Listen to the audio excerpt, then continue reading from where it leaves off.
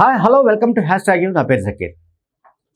కేసీఆర్ ప్రభుత్వ హయాంలో అంటే ఆల్మోస్ట్ ఒక 10 ఏళ్ల పీరియడ్లో ఏం జరిగింది అన్నదానికి సంబంధించి సరే బీఆర్ఎస్ క్లెయిమ్ అంతా వేరే ఉంటుంది. అంటే మేము తాగునీళ్ళు ఇచ్చాము, సాగునీళ్ళు ఇచ్చాము, మేము దళితులను ఉద్ధరించాము, మేము రైతులను ఉద్ధరించాము, మేము సామాన్య ప్రజలను ఉద్ధరించాము, మేము పుట్టిన వాళ్లకు కానుకలు ఇచ్చాము, పుట్టే బిడ్డలకు కానుకలు ఇచ్చాము, డబ్బులు ఇచ్చి పెళ్లి చేశాము, కళ్యాణ లక్ష్మి అటువంటివి, అట్లాగే కేసీఆర్ కిట్స్ లాంటివి ఇచ్చాము, ఇంకా ఏవో చాలా రకాల సంక్షేమ కార్యక్రమాలను వాళ్ళు బహుశా మనందరికీ చెప్పే అవకాశం ఉంది. మనందరికీ చెప్తుంటారు కూడా. ప్రతిరోజు వాళ్ళు ఒక భగవద్గీత లాగా మేము ఇన్ని సంక్షేమ కార్యక్రమాలు అమలు చేశాము, మేము ఇంత అభివృద్ధి చేశాము, అసలు మేము లేకపోతే ఈ హైదరాబాద్లో ఫ్లైఓవర్లు ఉండేవి కావు, ఫ్లైఓవర్ల పైన లైట్లు ఉండేవి కావు, చిమ్మ చీకట్లో తెలంగాణ మునిగిపోయేది, అంధకారంలో బతికేవాళ్ళమని కూడా వాళ్ళు చెప్తుంటారు. మనం అది నమ్మాలి. సరే, ఇప్పుడు సీన్ కట్ చేస్తే అనేక స్కామ్లు బయటపడుతున్నాయి.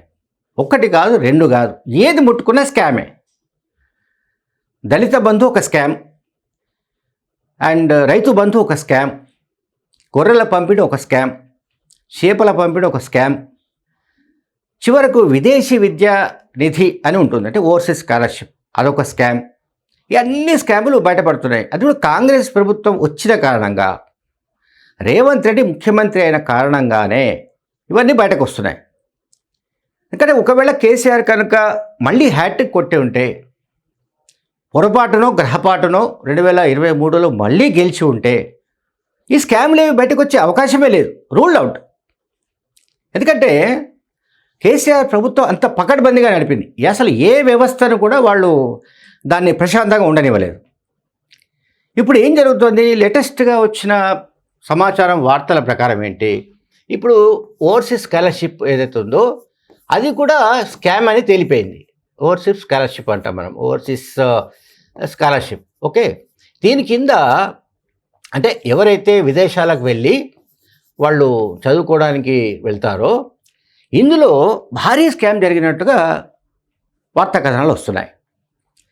ఏ రకంగా భారీ స్కామ్ జరిగింది అని అంటే, అనర్హులైన వాళ్ళు, అంటే ఇది బీపీఎల్ కేటగిరీ ఎవరైతే ఉంటారో, అంటే బిలో ద పావర్టీ లైన్ కింద ఉంటారో, ఎవరైతే ఆర్థికంగా వెనుకబడి ఉంటారో అటువంటి స్టూడెంట్స్కు ప్రభుత్వం తరపున సహజంగా ప్రోత్సహించడానికి సంబంధించిన ఒక స్కీమ్ ఇది.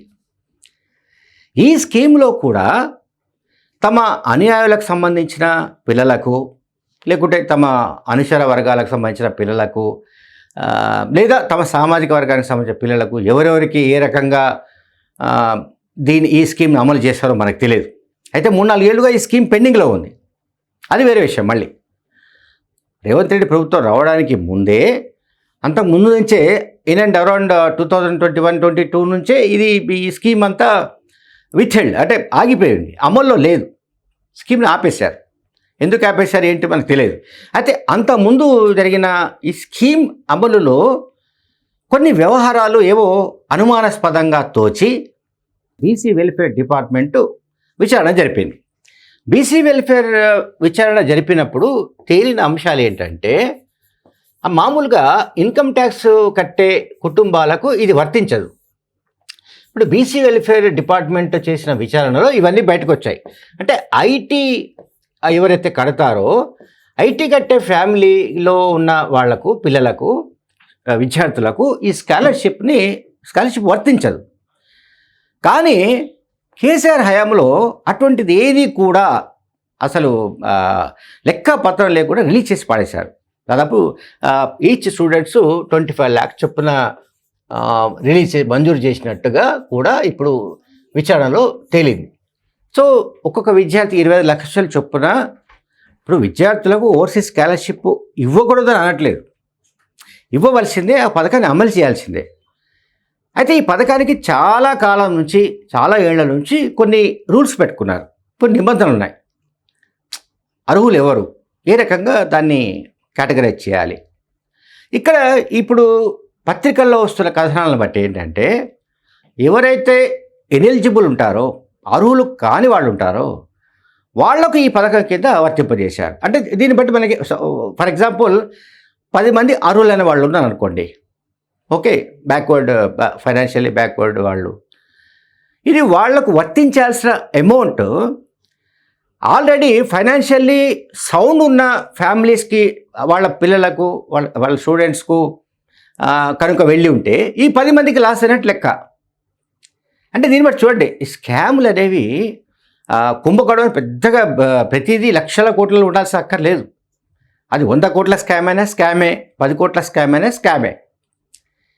దీంట్లో కేసీఆర్, కేటీఆర్, మిగతా వాళ్ళు ఏ రకంగా పనిచేశారు ఏమిటన్నది ఈ విచారణ ఇంకా పూర్తయిన తర్వాత మొత్తం వివరాలు బయటకు వచ్చే అవకాశం ఉంది. Thank you very much.